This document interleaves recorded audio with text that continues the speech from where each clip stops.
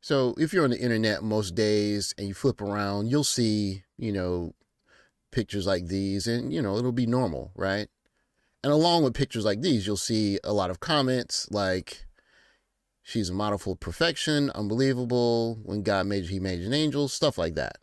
But I want you to look at the top here when it says she is a wife, right? And I want to reevaluate what is it that we actually look for when we're thinking about a wife. Let's evaluate that, shall we? So when we see TikToks like that, we know we're going to get the kind of normal reactions because this is how guys shoot their shot, right? She's model perfection, beautiful, nice. Yes, she is. How's my baby? Blessed, beautiful. It's okay. We get all of that, right? This is just guys shooting their shot. My question is, what is the difference between shooting your shot at someone that you want to have sex with and shooting your shot at someone that you want to build something with? I think for us, especially for us black men, we're cultivated to think that we're shooting our shot at a sexual person we want to lock down and turn into a wife, as opposed to someone that has wife qualities, and those are the qualities that supersede what we want sexually, right? And so I want to show you the opposite, or not, I wouldn't call it the opposite, but this is just Japanese guys doing the same thing. They're making their appeal. And so he said, he said, kawaii, he said, you're cute and you're good at making a strange face or, funny faces, which is actually part of a TikTok. But here he's saying, oh, choose me. And here again, you're asking about me. And then, there's plenty of guys, choose me or I'm the guy. And here the guy's like, I'm good looking, which is one of the things she appealed for, right? And so, you get mate saiko desu, right? So yeah, you're awesome, right? So these guys are basically doing the same thing that you would see guys do when you sing TikToks, ladies dance or whatever. Now, what I want to show you is the difference between what they're simping for, what kind of qualifications, what kind of woman they're simping for. So we'll get into that with this video here. Okay, so here's the TikTok that the guys were simping for, okay? So she starts by saying, my ideal boyfriend. Okay, so first one is good looking. And then someone who makes $100,000 a year. And then someone who gives me $1,000 spending allowance a month. And then someone who is a sokubaku hageshi, someone is very possessive. And then she says she's looking for someone that's already married. And so you can see that what she's asking for at the beginning of the TikTok, right? Okay, so here she kind of changes the TikTok and she does this and she says what she really wants.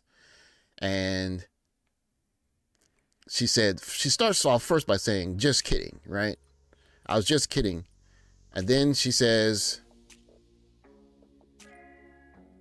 she wants common sense. So that's the first one, Joshikaru, and Joshigaru. And then she says, I want someone that is not moody. So kibunya janai. And then she says, next she wants someone who compliments her a lot. Yokohome te kureru. And then she says she wants someone who likes animals, loves animals, dobutsuki. And then she says, warai no tsubo ga au, so someone who matches her sense of humor.